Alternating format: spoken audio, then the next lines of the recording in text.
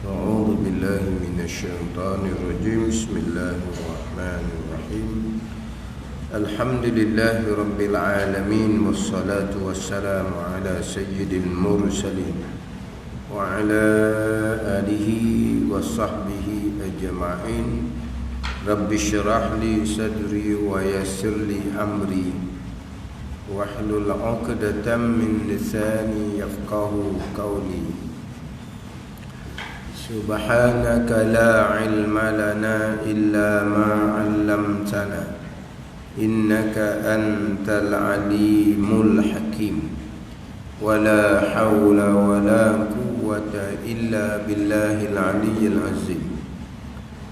Kitab Faridatul Faraid, muka surat 6, baris yang ke-14 daripada atas. Surat 6 baris ke-14 daripada atas.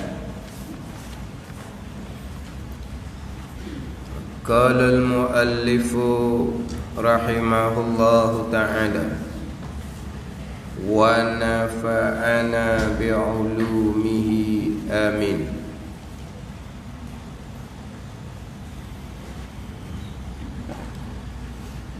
Dan mustahil lawan bagi sifat mukhalafatuhu ta'ala lil hawadith, iaitu lawan bagi sifat mukhalafatuhu ta'ala lil hawadith. Lawan mukhalafah adalah menyerupai.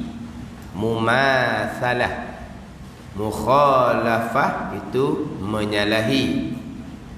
Lawan dia adalah mumatsalah, menyerupai. Mumatsalah, menyerupai. Menyerupai bagi sesuatu. Kalau kata mukhalafatuhu, menyalahi. Mumatsalatuhu, menyerupai ia Allah. Gitu. Mumatsalatuhu, menyerupai Allah Subhanahu wa ta'ala bagi sesuatu daripada segala makhluk. Sesuatu daripada segala makhluk. Mumatsalatuhu ta'ala lil hawadith. Hawadith ni segala yang baharu. Segala yang baharu ni siapa yang menjadikan? Allah Subhanahu wa ta'ala. Maka hawadith, segala yang baharu ni lah segala makhluk Allah Subhanahu wa ta'ala. Jadi segala perkara yang baharu, segala makhluk, perkara yang samalah. Kalau kata hawadith, makhluk, sama je. Alam, sama juga. Alam, sama je. Mungkinun, jaiz, perkara yang sama belaka tu. Hawadith, hadis, hawadith, segala perkara yang baharu. Siapa? Kita lah. Makhluk, segala perkara yang dijadikan oleh Allah tu makhluk. Siapa? Kita juga. Alam, dalam ayat Rabbil Alamin. Alam ni apa? Alam ni kullu mawjudin siwallah, tiap-tiap perkara yang ada selain daripada Allah. Siapa? Kita juga. Mumkinun, mumkinat, mastawa alaihi wujuduhu wa adamuh, perkara yang bersamaan antara ada dan tiada. Ada pun boleh terima, tiada pun boleh terima. Bukan yang wajib ada, bukan yang mustahil nak ada. Hak wajib ada zat Allah, sifat Allah, itu bukan mumkinun. Hak mustahil nak ada anak Allah, isteri Allah, itu bukan mumkinun. Dan mumkinun ni apa dia? Kita lah juga. Sama je lah. Ada ni. Segala perkara yang terima ada, terima tak ada. Sekarang ada. Bila sekarang ada, asal tak ada dipanggil baharu. Hawadis. Baharu ni siapa yang mengadakan? Allah. Dipanggil makhluk. Itu je. Sama je lah. Benda yang sama. Kita ni jaizun, perkara yang harus ada. Kita juga. Nama je lain-lainnya, tapi perkara adalah sama. Yang baharu kita, yang dijadikan kita. Mungkinun, dan ini alam kita. Mungkinun kita. Jaizun, perkara yang harus ada, harus tiada, kita.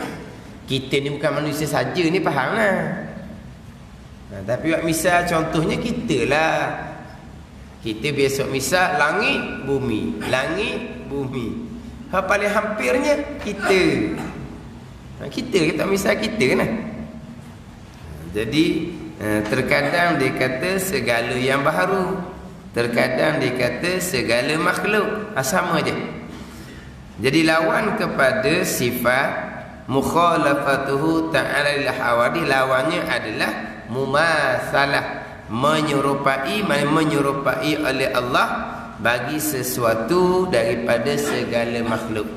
Menyalahi pada zat, menyalahi pada sifat, dan menyalahi pada perbuatan. Menyalahi ini dengan makna tidak menyerupai Allah dengan segala yang baharu. Hak mustahilnya menyerupai. Sama Allah Ta'ala dengan segala perkara yang baharu. Sama tu sifat yang mustahil. Sama Allah Ta'ala dengan segala perkara yang baharu. Jadi kaedah sifat 20, selepas daripada didatangkan sifat-sifat yang wajib, didatangkan juga sifat-sifat yang mustahil. Didatangkan juga sifat-sifat yang mustahil. Sebab apa ni? Sebab kita nak berpegang satu-satu pegangan. Selain daripada kita nak nampak perkara tersebut di akal, mesti sungguh di Tuhan, kita kena mari juga hak sifat yang sebaliknya. Biar nak nampaknya jelas bahawa mesti tak sama sekali, nak kok tu. Jadi hak perkara yang sebaliknya memang kena wari juga. Ini dalam bab pegangan ni. Macam saya sebut sokmo tu lah, dalam bab pekoh pun wari hak sebaliknya. Kalau kita ngaji pekoh, syarat sah sembahyang. Apa syarat sah sembahyang? Syarat ni ma yatawaqqafu alaihi sihatus syai', perkara yang terhenti atasnya oleh sah, tetapi bukan juzuk perkara tersebut. Itu syarat. Maknanya kalau tak ada syarat berarti batal lah. Kalau syaratnya tidak, cukup. Tetapi dalam kitab fiqh ni ada tajuk lain pula, perkara-perkara yang membatalkan sembahyang. Ayah dah tajuk perkara yang membatalkan sembahyang, sebab sudah didatangkan syarat, didatangkan rukun. Syarat tidak cukup, maka batal lah. Rukun tidak cukup, maka batal lah. Jadi tajuk perkara yang membatalkan sembahyang, tak payah nak bagi tajuk tu. Perkara yang membatalkan sembahyang, kedatangan hadas. Dah memanglah sebab syarat sah sembahyang suci daripada hadas kecil, hadas besar. Berhadas sahaja maka batal lah. Ada batal satu tajuk lain. Perkara yang membatalkan sembahyang, kedatangan najis. Dah memanglah sebab syarat sah sembahyang suci dan najis. Bila dalam kita tengah-tengah sembahyang, cicak berak atas tubuh kita contohnya, kedatangan najis, maka batal lah. Terbuka aurah, perkara membatalkan sembahyang. Dan memanglah sebab syarat sah sembahyang menutup aurah. Hak sama je tu. Tapi kenapa didatangkan juga tajuk lain pula, perkara membatalkan? Barulah kemah. Ada barulah kemah. Itu tokoh orang agama. Ni pegangan ni. Ni pegangan. Sama telah lah nak datang juga hak sebaliknya. Didatangkan sifat yang wajib, kemudian didatangkan sifat yang mustahil. Sifat wajib bersalahan, tidak serupa Allah dengan makhluk. Sifat mustahil serupa Allah dengan makhluk. Kalau serupa Allah dengan makhluk, makhluklah Allah ni, bukan Tuhan. Apabila mutuh dah di akal kita bahawa Allah Ta'ala bersalahan dengan makhluk, putus di akal kitanya serupa Allah dan makhluk ni tak sama sekali. Akal tak terima nak kata Allah serupa dengan makhluk. Bila akal dah mutuh gitu, kita pun pegang. Pegang hukum kepada sifat tu. Mana hukum pada sifat wajib? Sifat wajib ni sifat yang diputuskan oleh akal, sungguh di Tuhan. Sifat mustahil ni sifat yang akan mutuh, tak terima sama sekali nak kata sungguh di Tuhan. Ni kena kita pun pegang akan hukum. Dah akal dah mutuh, Allah Ta'ala tidak sebut makhluk ni sungguh, kita peganglah sungguh di Tuhan. Kemudian serupa menyamai serupa Allah makhluk ni akal tak boleh nak terima, kita sepak keluar lah. Tak sama sekali Allah serupa dengan makhluk. Itu panggil hukum kepada sifat. Itu pegangan kita ni. Itu kata pegang sifat wajib, pegang sifat mustahil. Pegang sifat wajib kok sungguh di Tuhan. Pegang sifat mustahil tak di Tuhan. Sungguh tu hukum bersifat yang wajib, dak tu hukum ada sifat yang mustahil. Kita pegang hukum tu lah. Kan kita terdahulu kan, apa dia makrifah? Makrifah mengetahui akan hukum sifat ketuhanan, hukum dia. Kita pun pegang sungguh Tuhan mukhalafah, tidak serupa dengan makhluk. Kita pun pegang tak sama sekali Allah Ta'ala mumasalah, serupa dengan makhluk. Itu yang kita duduk pegang. Hak wajib oleh kerana akal mutuh dah mesti di Tuhan, maka kita pun berpegang kerana sungguh sifat wajib di Tuhan. Sifat mustahil ni akan mutuh. Mustahil ni perkara yang diputuskan oleh akal, tak ada sama sekali di Tuhan. Dah kalau akan mutuh gitu, kita pun pegang, kok tak ada lah. Hak wajib, mana apa hak wajib, kita tarik masuk. Hak mustahil, kita sepak keluar. Itu hukum dia. Kita pegang, sungguh Allah Ta'ala bersifat dengan sifat mukhalafatuhu ta'ala lil hawadis, dan tak sama sekali Allah Ta'ala bersifat dengan mumasalatuhu ta'ala lil hawadis. Tak sama sekali Tuhan menyerupai, menyamai dengan segala yang baharu, dengan segala makhluk. Didatangkan juga sifat yang mustahil untuk kita pegang, tak sama sekali. Al-asya' la tatabayyanu illa bi'addadiha. Satu perkara takkan jelas, takkan nyata, melainkan kena datang hak sebaliknya. Sebalik kena bagi juga, baru jelas nyata. Jalan sebenar mana? Jalan tak sebenar macam mana? Akidah ahli sunnah wal jamaah macam mana? Akidah mu'tazilah macam mana? Baru jelas nyata. Akidah ahli sunnah wal jamaah kena tahu, akidah mu'tazilah pun kena tahu. Akidah ahli sunnah wal jamaah ni kita nak pegang di kita. Hak mu'tazilah kita nak sepak keluar. Kena tahu dua-dua lah. Ada ni. Kena tahu mana akidah ahli sunnah wal jamaah, mana akidah mu'tazilah. Barulah kejap-kejap kita berpegang dengan satu-satu, dengan pegangan. Pegangan ahli sunnah wal jamaah. Tiba-tiba kita terdengar pula satu pegangan yang tak sama dengan pegangan yang kita duk pegang lama kening. Lepas tu bila terdengar, itu bakali ahli sunnah wal jamaah juga orang kalian dah. Sebab apa? Sebab hak mu'tazilah kita tak tahu. Tak kejaplah seumpama tu. Sekarang kita pegang dengan akidah yang sebenar, akidah Ahlussunnah wal Jamaah. Okey, sekejap kita pegang. Tetapi kita tidak mengetahui akidah Mu'tazilah. Tiba-tiba ada orang yang kadang-kadang bukan sebarang orang, dia ajar satu pegangan yang tak sama dengan apa yang kita tahu dan apa yang kita pegang. Tapi oleh kerana yang datangkan hak tak sama dengan kita, hak kita tahu dan kita pegang ni, orang-orang yang berkenaan, bukan orang biasa-biasa, orang lebih-lebih. Maka di situ barangkali akidah Ahlussunnah wal Jamaah juga, barangkali ada kejaklah kita. Sebab itulah kena tahu juga akidah Mu'tazilah macam mana. Kena tahu juga. Biar apa peringkat kita boleh nak membezakan. Ini akidah Ahlussunnah wal Jamaah, ini akidah yang terpesong. Barulah kejap pegangan. Barulah kita ngaji ilmu tauhid lulu fardu ain.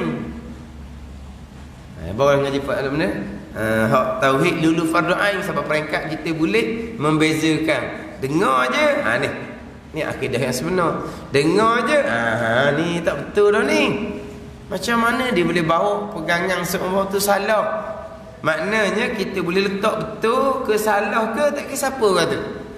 Kita tengok orang hak main nak mengajar kitab tauhid itu, tengok macam budak-budak je.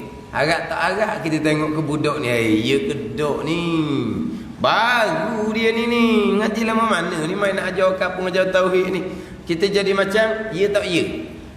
Dia pun ajar bab pegangan. Oh, comel dia ajar. Kita boleh bola dia dah. Walaupun tadi mungkin kita rasa macam tak harap, tak yakin je ya kedok budak ni. Dia pun ajar bab pegangan, kita dengar, kita berubah lalu dah. Itu baru kita panggil apa? Lulus fardu ain kita. Kita boleh membezakan. Mari orang yang berkenaan di tempat kita, yang turutnya ratus ribu hak turut. Hak turutnya ratus ribu hak turut penuh sampai ke tanah. Penuh. Dia pun cerita bab pegangan. Terdengar je, karut dia ajar ni. Siapa dia tu? Tak kira siapa. Kenapa ni? Kita boleh letak lalu dah. Mana pegangan yang sebenar, mana pegangan yang terwesong. Baru dulu fardu ain dalam ilmu tauhid. Nak kena ada dua.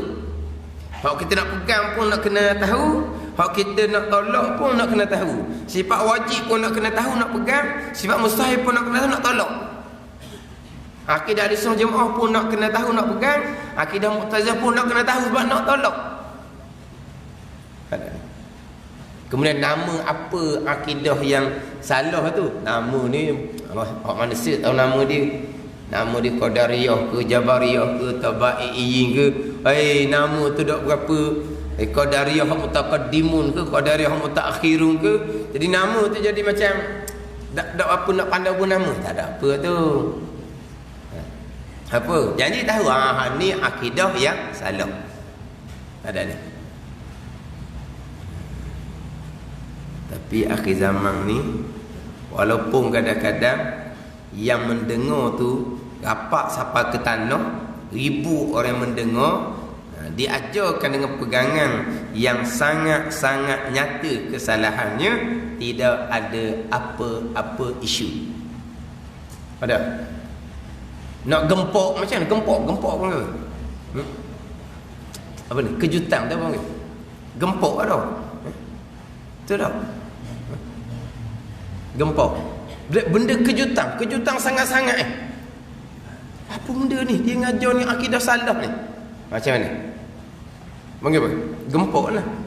Nak jadi isu buat, nak jadi isu macam ni. Gempok pun tidak. Halal, manis. Ada apa-apa? Masing-masing Allah sukanya. Masing-masing. Akidah tu salah dia ajar tu. Sebab apa? Sebab tak ada asas fardu ain tauhid, tak ada. Terkadang apa yang dia ajar salah, itulah pegangan hak tu kan dengar juga. Barulah join molek, selain molek. Tapi kalaulah orang yang lulus fardu ain tauhid dengar, maka akak pungu balik kalau tak boleh nak tanya depan, akak pungu balik. Tak jadi dah ni. Pegangan dia sesak ni. Bab pegangan Tak ada, apa apa? Tolak ansur. Tolak ansur mana apa? Tolak atau ansur? Mana? Mana tolak ansur ni macam mana? Tolak.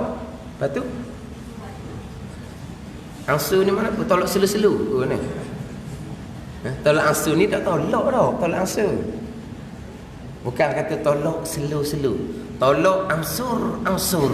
Jangan tolak kuat sangat ke gitu. Dah, tolak ansur ni tak tolak. Dah. Tolak ansur tak tolak. Mana maksud tolak ansur? Mana tolak ansur ni kita berlapang dada, kita boleh menerima. Kalau gitu tolak ansur dah. Tapi mungkin hak dia tu kita tak pakai. Mana tolak jugalah, tapi tolak selu-selu. Maknanya hak dia kita tak ambil. Tapi tolak betul-betul dah. Gitu dah. Tu tolak ansur tu. Tolak selu-selu. Tolak ansur ni dah. Tolak selu-selu lah. Dah tolak ansur berarti kamu terima hak dia? Tidak, tak terima. Mana tolak tapi tolak ansur selu-selu je. Dalam bab pegang tak ada. Bab pegang tak ada.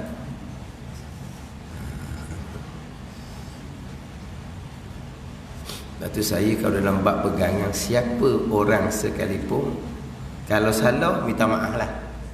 Tak ada tolak ansur. Tak ada. Nak berjumpa ke nak, tak ada. Melainkan kalau ada peluang untuk bertanya, kenapa bawa pegang yang terpesong? Itu je. Amir kata biarlah tu, kita buat dia yang dah pegang salah. Tak ada. Dalam bab fiqh okey je. Saya dalam bab fiqh dak tu mana. Kalau dia kata dia tak mau wirid lepas solat, saya okey je. Saya mengaji dengan tugu yang tidak ada wirid lepas solat. Saya mengaji tugu 2-3 tahun saya mengaji tugu yang tidak ada wirid lepas solat. Tak ada. Saya boleh terima. Saya mengaji tugu yang tidak ada tahlil, talqin. Saya boleh terima, tak ada masalah. Tugu saya sendiri yang tidak ada wirid, tugu saya sendiri yang tidak ada talqin, tidak ada tahlil. Dan tugu saya ngaji juga ada yang baca wirid, ada yang tahlil. Tapi saya boleh terima, tak ada masalah. Itu dalam bab faraq agama. Cuma tak mau wirid ke, tak mau tahlil talqin, kena tengok tepat pula. Sebab perkara ni perkara yang khilaf ulama, yang ada pandangan jalanan masing-masing. Kita kena tengok tepatlah pula sesuai ke tak sesuai. Sebab kita boleh tolak ansur. Nak ambil kata buat boleh, nak ambil kata tak buat boleh. Tu panggil tolak ansur. Tapi tengok tepatlah pulaknya. Tengok tepat. Jangan kita mendatangkan perkara yang khilafiyah seumpama tu, yang boleh kita terima kok mana pun. Perkara yang boleh terima belah ke mana, kita bawa seolah-olah perkara itu salah, yang menyebabkan pada mana pecah belah masyarakat. Itu tak betul gitu. Tapi saya tak ada masalah. Tambah tahlil. Jawapan saya alhamdulillah, saya tak pergi rumah awak. Tu kan Kena suka kalau tak ada tahlil. Dia ada kematian, dia beritahu kami, keluarga kami tambah buat tahlil. Jawapannya alhamdulillah. Sebab alhamdulillah. Lepas isyak nak kena pergi rumah dia. Tak payah, bagi tahu di rumah lalu. Dia tak mau tahlil, alhamdulillah, sangat-sangat. Ada apa? Ni ada orang tahlil bid'ah. Tahlil bid'ah dia ngajar. Anak murid pun tak reti. Panggil apa? Tak reti bahasa. Tak reti bahasa panggil tak? Anak murid tak reti bahasa. Anak murid buat tahlil juga. Hak tu dia kata tahlil tak ada. Anak murid dia ni tak reti buat tahlil. Tak reti bahasa pula. Dia ajak pula hak tu dia tu pergi rumah dia masa tahlil. Tu. Tunggu dia kata tahlil tak ada. Tak reti, tak faham orang kampung ni. Buat. Bukan tak reti saja, tak reti bahasa. Dia ajak tunggu dia mari. Tunggu dia pula tak reti bahasa-bahasa sangat, mari. Lepas tu jadi tak syekh pula tu gurunya. Kata orang ni bengong ni. Apa masalah kalau kata tu, Ustaz, mari tahlil rumah saya. Apa awak ni? Tak faham ke saya ngajar? Patutnya. Ataupun kalau tak ambuh labal lah. Mari tahlil. Minta maaf. Saya ada hal. Pelepah diri saya ada hal. Ada hal lagi mana? Kalau gimana dah kan? Ada hal lah. Lagi mana Ustaz? Balik rumah. Balik rumah ada hal juga. Ada lah apa tak ada hal ni. Tak bohong pun betul dah. Ada hal. Mari. Jadi tok syekh pula. Kita dengar siapa tahlil macam tak pandai je. Tengok-tengok. Hak dia kata tahlil bid'ah. Dia jadi syekh bid'ah. Ni biasa ni ada. Kata pelik kata biasa ni. Jadi tok syekh bid'ah pula dia ni. Dan murid panggil dari gitu apa? Saya tak ada masalah. Tamu talqin. Alhamdulillah. Selepas selesai ke bumi, doa sepatah dua, balik. Sebab apa? Masing-masing sibuk kan? Ada kerja kan? Tamu talqin wujud baru. Wasiat tamu talqin. Wasiat tamu talqin. Yang tu guru dia nak koyak. Ingat tu. Wasiat tamu talqin tu nak. Siapa dia nya? Orang tengah sibuk nak sama jenazah ni. Dia cerita sebab apa nak cerita anak murid ni taat ke dia. Ingat tu. Dia wasiat yang talqin. Daklah talqin. Ingat ke boleh balik cepat? Badak talqin. Adik arwah dia tahlil punyalah panjang pula atas kubur tu. Lambat pula kita boleh balik. Ingat ke cepat boleh balik sebab diwasiatkan jangan talqin. Dia tak capus lagi. Jangan talqin dan tahlil. Dia lupa nak tambah dam tu. Jadi adik arwahnya memang tak talqin, tapi dia tahlil panjang sungguh, ganti masa untuk talqin. Jadi kita ni dia nak balik juga. Itu benda tu simple je. Kita nak amal, kita ambil, sudah, ada masalah. Boleh tolak ansur dalam bab porok tu. Bab khilafiyah. Tapi bab tauhid tak ada. Bab tauhid tak ada. Kita orang ngaji pun sama. Bab tauhid kena kemah molek. Mana akidah Ahlussunnah, mana akidah Mu'tazilah yang terpesong. Ni akhir zaman ni. Fitnah adalah fitnah akidah, fitnah pegangan. Mari macam-macam pegangan-pegangan yang terpesong. Jadi kaedah sifat 20 didatangkan sifat yang wajib dan didatangkan juga sifat yang mustahil. Sifat wajib kita pegang sungguh di Tuhan tu hukum dia. Sifat mustahil dak di Tuhan itu hukum dia. Tuhan tidak menyerupai dengan segala perkara yang baharu. Menyerupai Allah dengan segala yang baharu kalau makhluk, itu adalah sifat yang mustahil. Jadi yang terdahulunya bersalahan Allah Ta'ala dengan segala perkara yang baharu pada zat, bersalahan pada sifat, dan bersalahan pada perbuatan. Tapi dalam kitab Faridatul Faraid kita ni didatangkan bersalahan pada zat dan sifat juga. Tidak ada didatangkan bersalahan pada perbuatan. Kalau dalam kitab Pati Paridah, Pati ini dipanggil rumusan. Ada? Pati ini dipanggil rumusan. Dalam kitab Pati Paridah, rumusan daripada Haji ni Abdullah. Haji ni Abdullah ni dia anak saudara kepada Syekh Ahmad Al-Fatani, pengarang Faridatul Faraid. Haji ni Abdullah ni dia meninggal 1972. 1972, lama dah lah ni. Jadi dalam Pati Paridah didatangkan tidak menyerupai Allah Ta'ala dengan segala perkara yang baru pada zat, pada sifat dan pada perbuatan. Didatangkan pada perbuatan. Mana bagaimana kitab pun samalah. Kalau terbuka dalam kitab Al-Misbahul Munir pun sama. Tidak menyerupai Allah Ta'ala dengan segala yang baharu pada zat, pada sifat, pada perbuatan. Mana-mana kitab pun sama. Tapi dalam kitab Faridatul Faraid kita ni hanya didatangkan tidak menyerupai Allah bagi segala yang baharu pada zat dan pada sifat. Tidak menyerupai Allah pada zat dengan bahawa zat Allah bukan jirim. Zat Allah bukan jirim yang bertempat. Dia bila jirim, dia bertempat. Jirim pasti bertempat. Jirim pasti bertempat. termasuk jirim jisim malaikat. Walaupun jisim malaikat tu jisim yang latif, yang halus sebagaimana roh, tapi bertempat. Malaikat bertempatnya di langit, bertempatnya di bumi, bertempatnya bersama dengan kita. Malaikat hafizah yang pelihara kita, rakib atid yang bersama dengan kita, bertempatlah. Sebab malaikat ni jirim jisim yang latif, yang halus, pastilah bertempat. Allah Subhanahu wa taala bukan jirim, bukan jisim yang bertempat. Adapun makhluk jirim jisim yang bertempat. Sebab bila jirim jisim ni berbentuk, pastilah bertempat. Jadi kalau kata tiap-tiap yang ada pasti bertempat, itu tak betul. Tiap-tiap jirim pasti bertempat, itu betul. Sebab tiap yang ada ni termasuk Allah yang bukan jirim, yang bukan jisim. Allah tidak bertempat.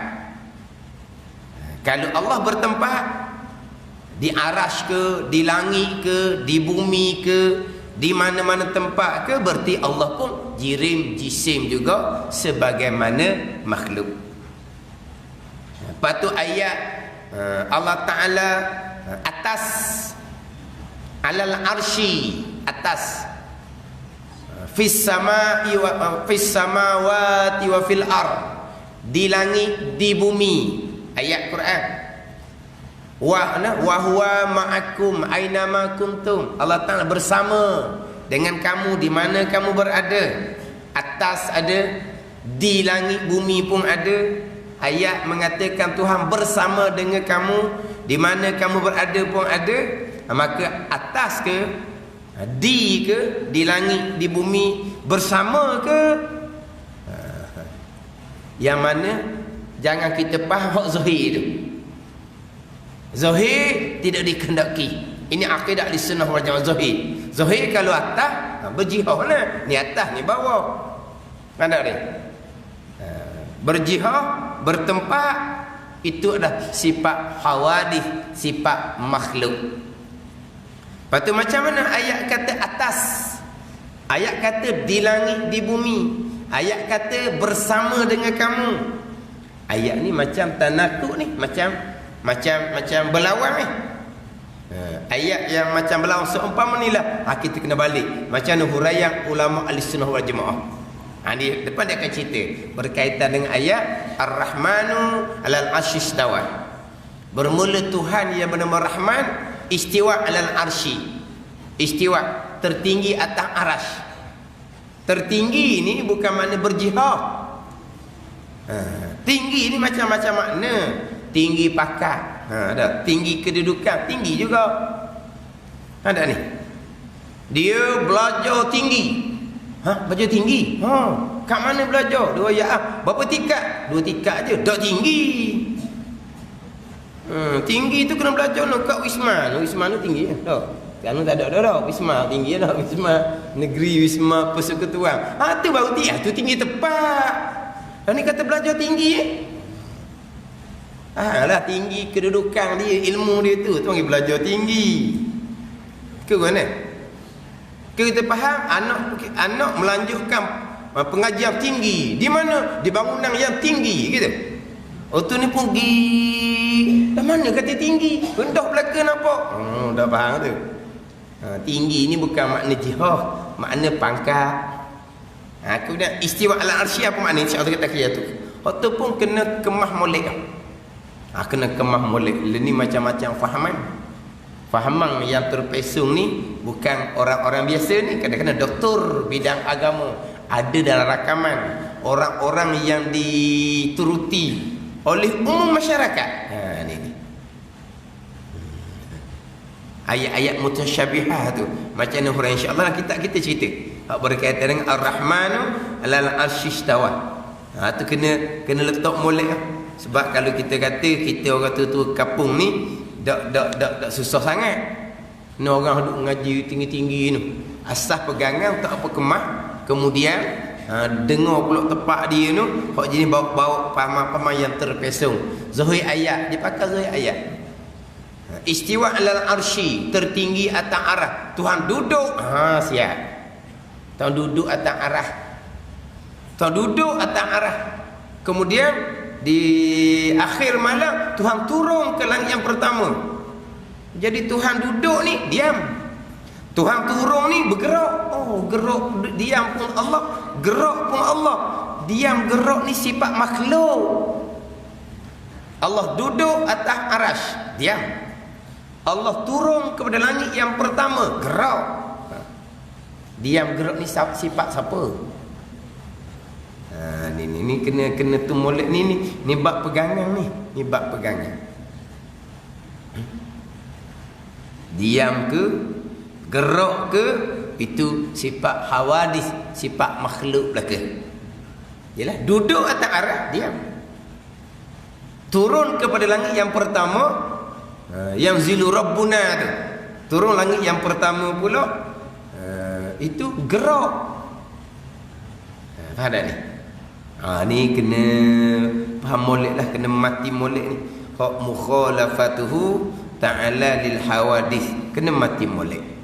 Akidah kita, pastikan kita berakidah dengan walam yakul lahu kufuwan ahad. Ini suratul ikhlas. Ikhlas, suci bersih. Kita pastikan kita berpegang dengan walam yakul lahu kufuwan ahad. Kalau dalam kitab kita ni didatangkan laitsa kamitsli syai'un wa huwas samiul basir. Syura ayat yang ke-11. Ni tak pun nak pandai mana kita ayat ni.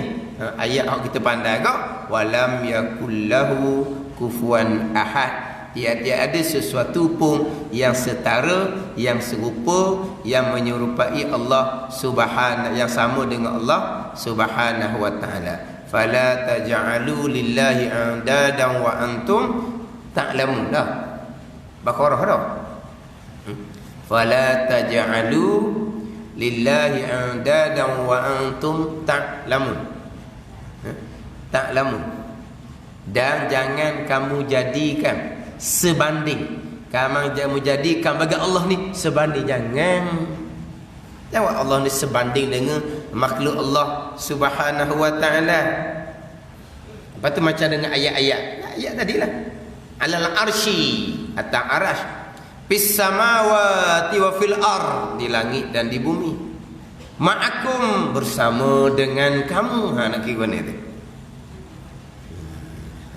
Batulah. Ada pernah dia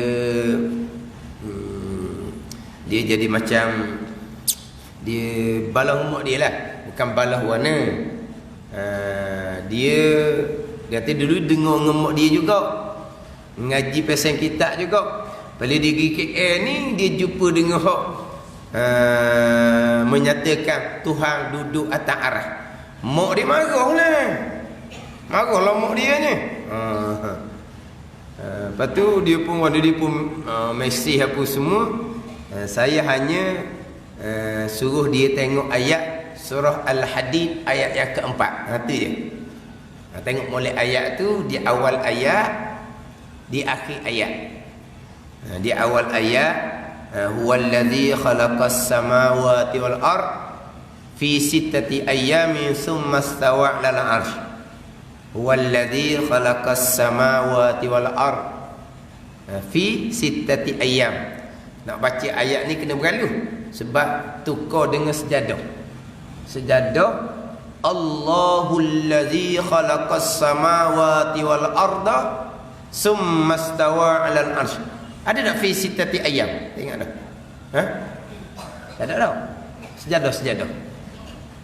Di awalnya Allahul ladzi. Al-Hadid di awalnya huwallazi, ia kembali pada Allah juga. Ada ni. Allahul ladzi khalaqas samawati wal arda fi summa istawa 'alal 'arsy gitu. Fi sittati ayyam dia dah.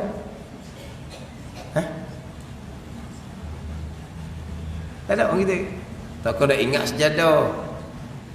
Allahul ladzi khalaqas samawati wal arda fi wa ma bainahuma fi sittati ayyam. Wa ma bainahuma tukar. Hadis ada wa ma bainahuma. Ni kata nak tanya. Kadang-kadang dia dekat ni payah lalu. Ada dekat-dekat ke mana? Kalau baca muqaddam, buat dekat-dekat ah. Kadang-kadang jadi surah tu cepat habis. Kadang-kadang surah tu jadi lambat habis. Mana ni? Kita baca satu surah, habis dah. Habis dah ni tinggal ni. Alaqah ni. Sebab apa? Baca dekat-dekat. Kadang-kadang baca tu, puasa lambat je habis. Saya ni puasa baca dah ni. Dia bulan. Dia tak berani juga ayat dekat-dekat ni. Hak di bezanya wa ma bainahuma. Fi sittati ayyam ada belakang. Hak bezanya wa ma bainahuma. Dalam surah Sajadahnya, Allahul ladzi khalaqas samawati wal arda wa ma bainahuma fi sittati ayyam. Adapun dalam surah Al-Hadid, huwal ladzi khalaqas samawati wal arda fi sittati ayyam. Wa ma bainahuma tak ada. Al-Hadid tak ada wa ma bainahuma. Summa stawal arsy. Kemudian istiwa Allah atas arasy. Kemudian di hujung ayat tu, wa huwa ma'akum ainama kuntum wallahu bima ta'maluna basir. Di awal, di akhir ayat.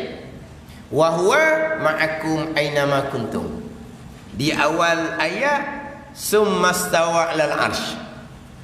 Kalau nak pakai zahir macam mana? Tuhan atas arasy. Lepas tu wa huwa ma'akum ainama kuntum, dan ia Allah bersama dengan kamu di mana kamu berada. Kamu berada di mana? Di arasy, di bumi. Nak pakai zahir, Tuhan duduk bumi pula. Pula kerana tak nak berlawan ayat. Mustahil ayat Quran berlawan. Itu kalam Allah. Satu ayat yang sama pula. Mana ni? Kalau pakai zahir, alal arsy atas arasy. Ma'akum bersama dengan kamu. Kalau pakai zahir. Jadi saya suruh dia tengok ayat dia. Awal macam mana, akhir macam mana. Lepas tu senyap. Dia tak ada. Begitu setakat tu je. Lepas tu macam mana? Alal arsy dengan ma'akum tu. Keluar dua jalanan. Ahlussunnah wal Jamaah, salaf dan khalaf. Tetapi zahir ayat, suci Allah daripada zahir ayat tu tak ada khilaf. Salafan wa khalafan tak ada silap. Tak ada khilaf. Salaf khalaf sama je. Zahir ayat Maha suci Allah Subhanahu wa ta'ala. Zahir atas, zahir bersama. Hak zahir itu Ahlussunnah wal Jamaah, salah ke khalaf sama sahaja. Maha suci Allah Subhanahu wa ta'ala daripada hak zahir ayat ni. Kemudian apa makna ayat istiwa alal arsy? Apa makna ayat wa huwa ma'akum tu?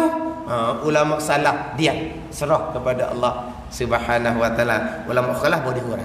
Tu. Ni. Tapi kita orang awam ni, salah khalaf pun kita pening dah salah tu apa dia? Salah, bukan salah. Khalaf tu dia. Salah ni di 3 kurung yang pertama. Khalaf ni kurung yang keempat sampai ke belakang. Atau khalaf. Salaf ulama terdahulu, khalaf ulama kemudian. Dia menyucikan Allah daripada menyamai dengan makhluk, tidak berpegang dengan zahir ayat. Ini sepakat antara salaf dan khalaf. Istiwa alal arsy, atas ada. Wa huwa ma'akum, bersama dengan kamu. Di mana kamu berada, di situ ada Allah. Dan Allah di mana? Allah di mana-mana. Itu bukan akidah Ahlussunnah wal Jamaah. Berpegang Allah di atas, bukan akidah Ahlussunnah wal Jamaah. Berpegang Allah di mana-mana, bukan akidah Ahlussunnah wal Jamaah. Allah berada di mana-mana, dalam jambang je tak ada. Dah. Ni orang ada macam musuh umpama ni. Allah ada di mana-mana, dalam jambang je tak ada. Apa dia jambang tak ada? Busuk ke mana? Ini bukan akidah Ahlussunnah wal Jamaah. Ada pula kata, kalau berpegang Allah di arasy, menyabitkan, menetapkan tempat bagi Allah. Adapun kalau berpegang Allah di mana-mana, itu tidak menetapkan tempat bagi Allah, dia kata.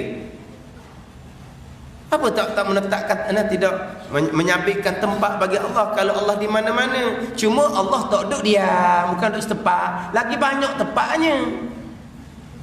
Kalau kata Tuhan duduk atas arah, mana apa? Menyabitkan tempat bagi Allah mustahil. Tapi kalau kata Allah di mana-mana atau menyabitkan tempat bagi Allah, hei, kenapa tidak menyabitkan tempat bagi Allah? Lagilah banyak tempat, sebab Allah di mana-mana, cuma duduk diam. Ini. Sebab ada soalan orang tanya, macam mana ustaz? Berpegang Allah duduk atas arah, berpegang Allah di mana-mana. Berpegang Allah atas arah salah, sebab menyabitkan tempat bagi Allah. Allah di mana-mana tak salah, sebab tak menyabitkan tempat bagi Allah. Ini tak dah betul akidah lagi ni.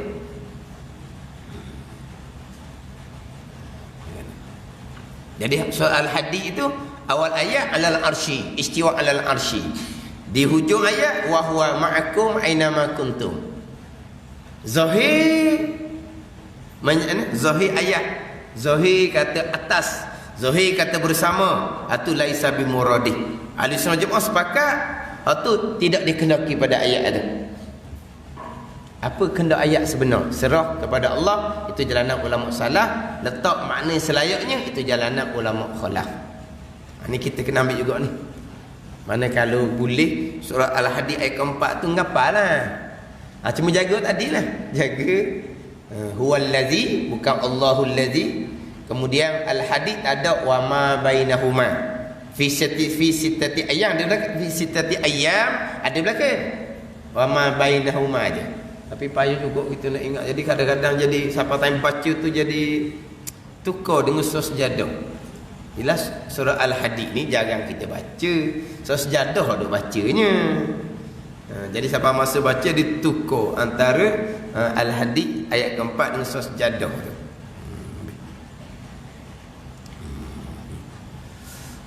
Jadi menyalahi Allah pada zat, Allah bukan jirim yang bertempat. Kalau makhluk, jirim yang bertempat atau makhluk. Kemudian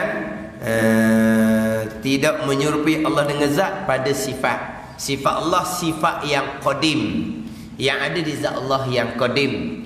Adapun sifat yang baharu arab, sifat yang baharu yang menumpang, yang duduk di zat yang baharu atau arab. Satu laginya tidak menyerupai Allah pada perbuatan. Tidak menyerupai Allah pada perbuatan ni. Hak kata tak ada dalam Faridatul Faraid ni, tidak menyerupai Allah pada perbuatan dengan bahawa perbuatan Allah atas jalan mengada. Perbuatan makhluk atas jalan ikhtiar usaha yang tak bekas sama sekali. Perbuatan Allah mengada yang hakiki. Perbuatan yang hakiki. Perbuatan yang hakiki, mengada yang hakiki adalah minal adam ilal wujud. Itu mengada yang hakiki. Aujada minal adam ilal wujud. Daripada tak ada kepada ada. Itu mengada sungguh. Itu perbuatan sungguh. Adapun perbuatan kita bukan mengada, tapi boleh katalah kita yang mengada, kita yang buat, boleh kata, tapi bukan hakiki. Sebab kita bukan mengada daripada tiada kepada ada. Kita hanya ambil ada dah siap-siap, kita sambung jadi satu benda. Bagaimana? Contoh, nak buat rumah, dia ambil kayu buat siap dah, dia ambil batu hak Tuhan buat siap dah. Apa lagi? Dia nak buat pakaian, dia cari ambil benang hak Tuhan buat siap dah. Jadi mana mengada daripada tiada kepada ada. Hak kita ni mana? Tu hak atas meja makan siap dah tu. Hak tu proses je. Hak tu proses je. Ada ni. Ayam hak Tuhan buat dah, ikan hak Tuhan buat dah, sayur hak Tuhan buat dah. Gapo lagi? Gapo hak dalam atas meja tu hak kita buat? Ada? Tak ada. Jadi hak mengada hakiki hanya Allah. Daripada tiada kepada ada. Adapun kita sebut mengada, boleh katalah siapa yang buat, saya yang buat. Siapa yang mengadakan tu, saya yang mengadakan. Siapa yang menjadikan, saya yang menjadikan. Tapi bukan hakiki. Kita hanya proses barang hak siap dah. Adapun mengada Allah Subhanahu wa taala, Allah taala buat daripada tiada kepada ada. Allah taala mengeluarkan daripada Adam kepada wujud. Allah taala tidak menggunakan, dipanggil madah. Madah ni bahan ataupun alat perkakah. Madah ni bukan kata Allah nak mengadakan manusia, Allah menggunakan mani. Tidak. Allah nak mengadakan pokok, Allah menggunakan benih. Tidak. Allah mengadakan daripada tiada kepada ada. Cuma zahirnya Allah susun asbab adalah air mani. Allah susun asbab mari daripada pokok, itu hanya pada zahir asbab yang disusun oleh Allah Subhanahu wa taala. Bukan Allah mengadakan menggunakan ini bahan. Itu mustahil sama sekali. Kalau kita ngaji dalam wahdaniyah, Allah mengadakan perbuatan Allah tapi menggunakan bahan, dipanggil kam muttasil pada perbuatan. Tidak keesaan pada perbuatan. Dia kam muttasil pada perbuatan. Pada pembicaraan sifat wahdaniyah adalah satunya berkongsi. Satu perbuatan Allah juga, perbuatan kita juga. Panggil apa? Bersyarikat, berkongsi. Itu mustahil. Satu lagi kan muttasilnya Allah yang buat tetapi menggunakan bahan. Dia panggil tu macam berkongsi jugalah. Hakam munfasil, langit bumi Allah buat. Hak lain ni makhluk buat secara sendiri-sendiri yang tidak berkait dengan kudrah dan iradah Allah. Ini kafir ijma' ulama. Hakam munfasil ni panggil apa ni? Berasing-asing kerja masing-masing. Allah kerja Allah, buat langit, buat bumi, buat manusia, buat pisau, buat api, itu kerja Allah. Sampai masanya manusia yang buat sendiri-sendiri, pisau yang memutuskan sendiri-sendiri, api yang menghanguskan sendiri-sendiri, yang tidak berkait dengan kudrah dan iradah Allah. Ini kafir ijma' ulama. Ada ni. Adapun hak muttasil yang bekerjasama ni, manusia Tuhan buat, gagah di manusia Tuhan buat, pisau Tuhan buat, tajam di pisau Tuhan buat, api Tuhan buat, panas di api Tuhan buat. Sampai masa juga menggerakkan tubuh badan hamba, gagah tu yang buat, memutuskan tajam di pisau yang buat, yang Tuhan letak tu, menghanguskan panas di api yang letak tu yang menghanguskan. Itu dipanggil kamuttasil. Mana apa? Hak Allah separuh, hak hamba separuh, hak makhluk separuh. Hak Allah letak gagah di hamba. Ni gagah ni. Rasa tak gagah? Gagah ni ada di hamba, di kita. Lepas tu ke yang menggerakkan badan kita, gagah ni, bukan Allah. Dah kerja Allah mana? Perbuatan Allah mana? Perbuatan Allah letak tenaga di hamba. Lepas tu beres kerja Allah, separuh jalan. Separuh lagi ni menggerakkan hamba ni, boleh gerak hamba, boleh bangun, boleh duduk, boleh berjalan. Ni gagah pula yang buat. Tapi bukan Allah dah buat, gagah yang buat. Gagah macam mana? Allah bubuh. Jadi Allah separuh, gagah separuh. Ni dipanggil berkongsi, bersyarikat pada perbuatan. Ni panggil syirik ni. Nah, hak ni qadariyah, khilaf ulama, kafir ataupun dosa besar. Ada ni. Tajam di pisau Allah yang jadikan. Sampai masa kita guna pisau, Allah yang mengizinkan. Tajam tu yang memutuskan. Tajam bagi mana? Allah buat. Putus bagi mana? Tajam buat. Panggil apa tu? Berkongsi, separuh-separuh kerja. Ini tidak keesaan ni. Mana? Ini khilaf ulama, kafir ataupun dosa besar. Kemah molek ni. Yelah kadang-kadang kita bercakap, baguslah dengan izin Allah. Dengan izin Allah. Bagus. Sandar ke Tuhan. Pada ni. Makan ubat tu dengan izin Allah jadi sihat. Makan pemakanan tu dengan izin Allah jadi sihat. Ni dak kita ni. Oi, kita makan ubat mahal harga berapa? Lepas makan ubat mahal tu sihat sekarang ni. Lepas makan pemakanan, sihat sekarang ni. Tak ada sandar dengan Tuhan langsung. Tapi pegangan, dia orang Islam yang beriman. Sehat ke tak sehat ke Allah buat belaka. tercakap dak sandar langsung tu, orang awam lupa ke Tuhan. Pasal tu nah tang sakit je ingat Tuhan, dah segak lupa ke Tuhannya. Gitu. Tapi jangan duduk kata tak ada pegangan pula. Tapi cakap jenis sandar ni, alhamdulillah dengan izin Allah, semenjak makan ubat, semenjak makan pemakanan, jadi sihat, jadi segar. Kan kita cakap. Tiba-tiba hak ni saya dengar saya sendiri ni. Tiba-tiba ditambah pula Allah mengizinkan kandungan yang di obat, khasiat di pemakanan yang mensihatkan saya. Jadi bukan Allah yang buat sihat. Tu khasiat kandungan di obat tu yang bagi sihat. Kandungan di obat tu bagaimana? Allah yang jadikan. Khasiat di pemakanan bagaimana? Buatlah kajian pun, kajian khasiat habatus sauda, khasiat apa lagi ni, minyak zaitun, khasiat buah kurma, buah kismis. Kajilah khasiat, memang ada khasiat di situ. Bagaimana? Allah yang jadikan. Sampai masa sihat, Allah mengizinkan khasiat tu yang mensihatkan. Atau kamu tasik syirik pada perbuatan tu. Ada. Dengan izin Allah ni, ya, kita ni payah sikit bahasa kita ni. Bahasa kita kalau cakap dengan izin mana? Bukan kita buat. Dia tu pandai-pandai buat. Saya yang izinkan dia buat. Ada. Saya izinkan dia buat. Mana apa? Saya tak buat, tapi dia buat dengan izin saya. Saya izinkan kalau kita anak pergi mana-mana. Sekolah nak bawa anak pergi mana-mana melawat, kena dapat keizinan ibu bapa. Ibu bapa mengizinkan. Ibu bapa pergi dah? Tak pergi.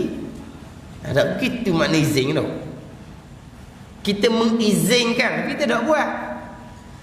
Ni tak ni dengan izin Allah ni. Allah buat segala-gala. Bukan Allah mengizinkan kandungan di obat, Allah mengizinkan khasiat di pemakanan. Ambil mulah pulaknya, buat kerja. Allah tak yang menyembuhkan, yang mensihatkan, tak. Allah hanya mengizinkan kandungan dan khasiat. Kandungan tu makhluk Allah, Allah letak di obat.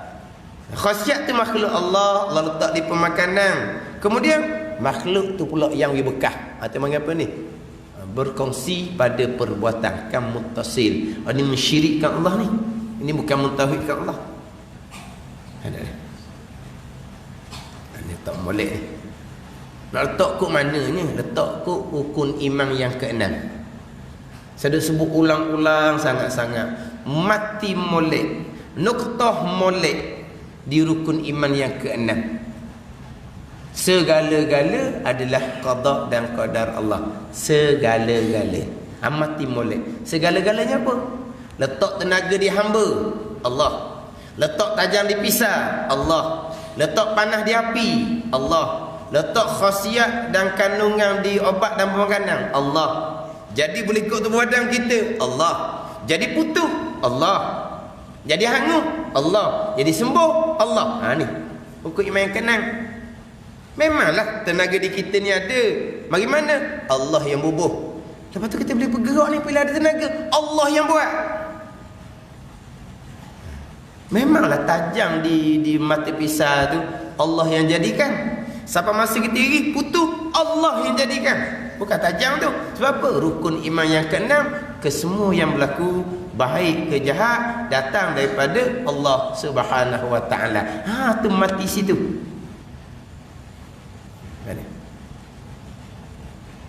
Tu kata mudah sangat je sebenarnya.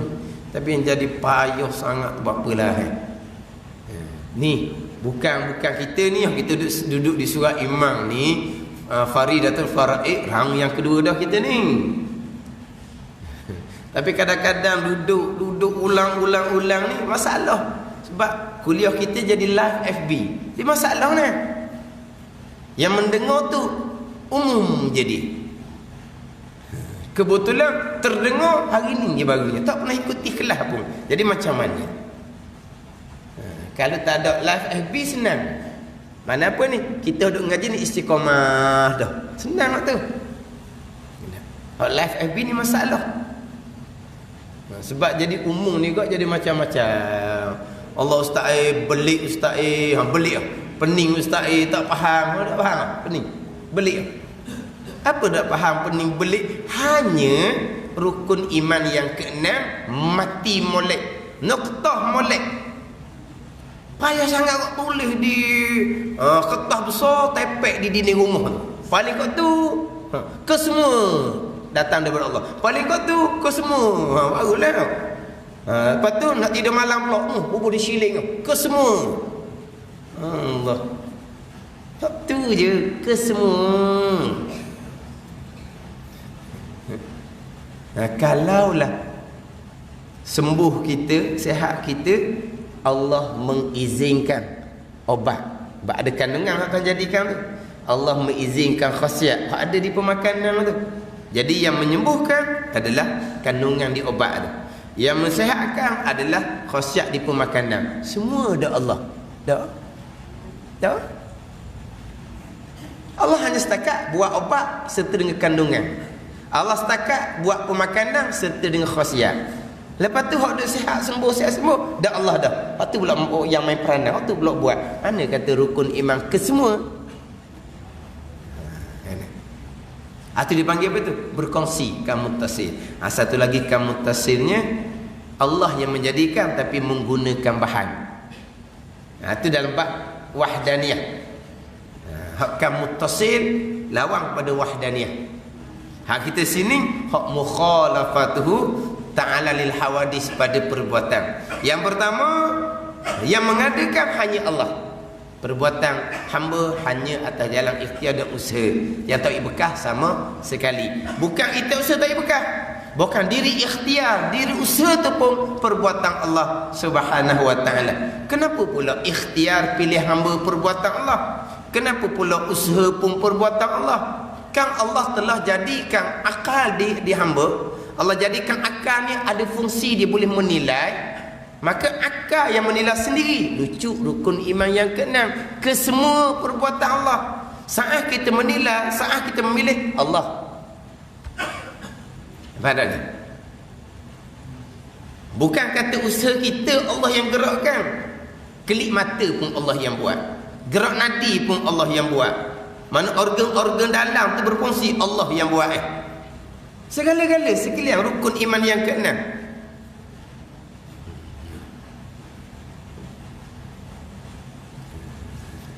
Jadi hamba ada hanya setakat pilihan dan perbuatan itu berkah. Tapi pilihan dan perbuatan pun duduk di bawah rukun iman yang keenam. Satu laginya perbuatan Allah daripada tiada kepada ada, tidak menggunakan bahan. Adapun perbuatan makhluk hanya susung jadilah satu benda. Tapi diri hamba susun tu pun perbuatan Allah Subhanahu wa taala. Kalaulah Allah menjadikan manusia menggunakan bahan daripada air mani, macam mana Allah menjadikan Nabi Isa alaihissalam? Nabi Isa alaihissalam tak ada air mani pun. Ada ni. Macam mana Allah menjadikan Nabi Adam alaihissalam dan Siti Hawa? Macam mana Allah jadikan? Bukan dengan air mani. Allah menjadikan Nabi Adam daripada tanah, zahir daripada tanah. Allah tidak menggunakan bahan.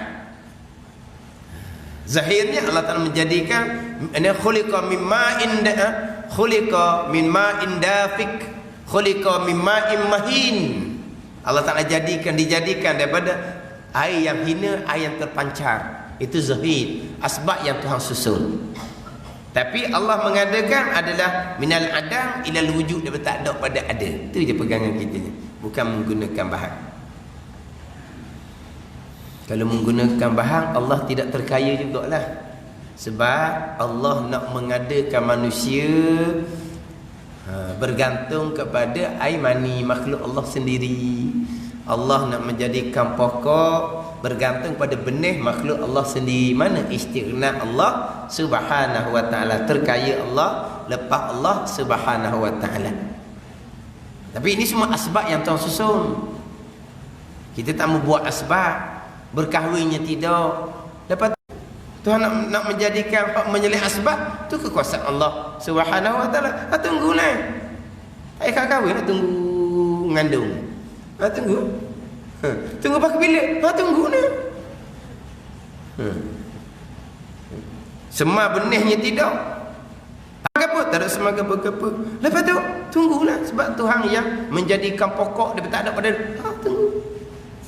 Akhirnya tumbuhlah pokok ni sana lalang ke apa ke. Itu asbab. Tapi asbab tu memang mana? Allah Ta'ala yang susun. Tapi Allah Ta'ala menjadikan segala-gala tanpa menggunakan madah, bahan ataupun alat. Adapun kita sebut kata mengada menjadi, hanya kita ambil hak siap dah, kita cuma susun jadi satu benda. Kita tak terfikir, cuba kita fikir balik apa benda yang kita buat daripada tak ada pada ada, memang tak akan jumpanya. Cuba mikir. Masa mikir ni benda tak ada. Mikir pecah kepala pun takkan jumpa jawapan sebab tak ada.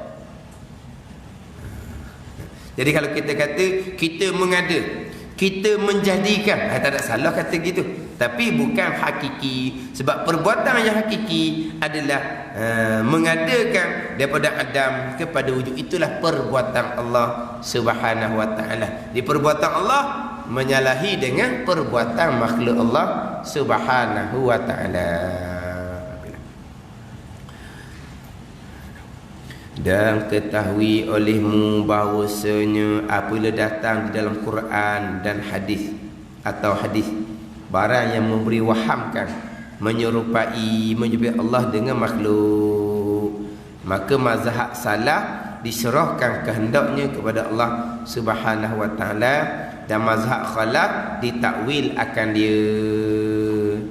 Ditakwil akan dia, dipalingkan lapas tu daripada zahir, kena letak makna yang selayaknya dengan Allah Subhanahu wa ta'ala. Kalau kata alal arsy, alal arsy lah, Tuhan istiwa alal arsy. Apa makna? Serah kepada Allah. Itu jalanan salah. Jalanan khalaf ni istiwa alal arsy dengan makna Allah menguasai arasy. Sebab istiwa alal arsy tu, istiwa tu khilaf ulama pula, istiwa tu sama ada sifat zat Allah ataupun sifat af'al Allah Subhanahu wa ta'ala. Sifat zat ke sifat af'al? Kalau sifat zat Allah sebagai sifat kudrah iradah, kalau sifat zat Allah sebagai sifat kudrah iradah, mestilah qadim. Mestilah qadim. Tapi Tuhan kata summa stawa 'alal arsy, summa, kemudian jadi baru. Maka summa mentertibu zikri, tu panjang pula bahasa ni. Tapi kalaulah istiwa adalah sifat af'al, sifat af'al memang baharu, dengan makna Allah menguasai. Ini dua jalanan lah. Istiwa tu sifat zat, sifat Allah sebagai kudrah iradah, ataupun istiwa itu sifat af'al, perbuatan Allah dengan mana Allah menguasai. Tapi ayat datangkan dengan summa. Summa ni kemudian, jadi baharu tu. Tapi kalau istiwa itu sifat Allah, summa dia panggil tertibul zikri. Bukan summa hak asal tu. Kalau summa hak asal memang kemudian ni kena baharu. Jadi panjang pula situnya. Tapi kita orang awam ni kejap molek di mukhalafatuhu ta'ala lil hawadith. Benar terdahulunya kullu ma khadara ala balika fallahu bi khilafihi. Dalam kitab kita ni yang terlintas di akal kita, di zihin kita, Allah menyalahi. Terlintas di atas, Allah menyalahi. Terlintas di hadapan, Allah menyalahi. Terlintas hampir, Allah menyalahi. Terlintas bersama, Allah bersama dengan makna duduk sekali kita, Allah menyalahi. Habis cerita. Terlintas, tapi jangan kita berfikir. Wala tafakkaru fil khaliq, jangan kamu fikir berkaitan dengan Allah, zat Allah Subhanahu wa. Di mana? Jangan fikir tu. Tapi lintasan mari. Pada lintasan. Berdoa, kita rasa Allah macam di atas aje. Kita semayang, rasa Allah macam duduk di Kaabah aje. Kita sujud lama sikit macam Allah mari dekat aje. Lintasan kita sujud lama sikit. Tak ada orang tengah-tengah malam senyap tu bersujud. Aqrabu ma yakunul abdu min rabbih wa huwa sajidun. Kita nak ada sujud hampir Tuhan dengan kita. Hampir kita bersujud lama sikit, mari macam Tuhan mari duduk dekat dengan kita. Terlintas tu. Kita tak fikir langsung tu. Tapi terlintas Allah menyalahi. Apa cerita mudah je. Di atas, di hadapan, di bawah, dekat ke Allah menyalahi. Selesai. Tak payah mana ni mudah je. Tak payah mana mudah je.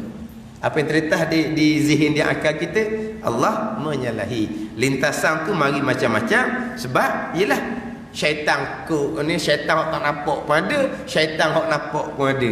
Hok syaitan tak nampak dia mari duduk mari sama di hati kita. Tuhan gitu, Tuhan gitu, Tuhan gitu.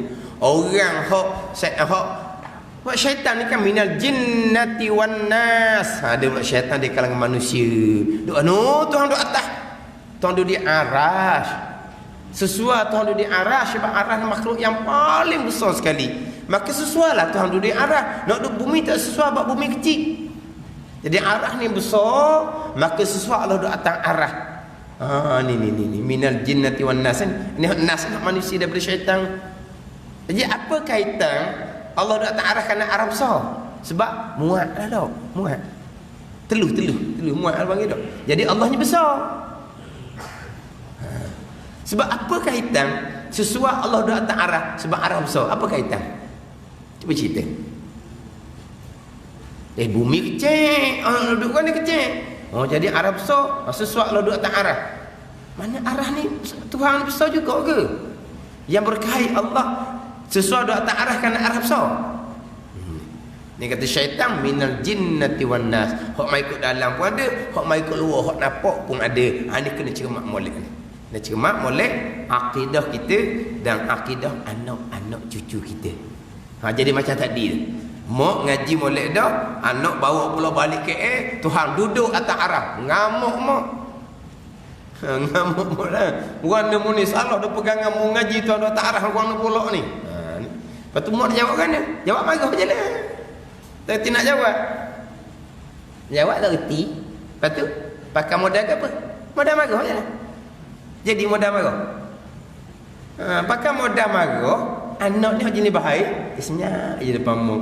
Lepas tu balik KL, dia pakai awal dia duduk juga. Sebab mak tak boleh nak menghuraikan. Menghuraikan tu fardu kifayah. Lepas tu kena ada ilmu fardu kifayah. Bukan ilmu fardu ain saja. Menghuraikan tu mustahab. Menghuraikan pada siapa? Anak cucu kita lah. Ada siapa lagi? Setakat kita kata salah kok mana dia duduk KL dia pegang Tuhan duduk atas arah tu, dia turut orang molek tu, orang pada anggapan dia molek tu kan dia. Tu kata kena tu molek dalam bab qada qadar satu, dalam ayat mutasyabihan satu. Learning ada bagai-bagai pahaman, bagai-bagai aliran. Wallahu a'lam.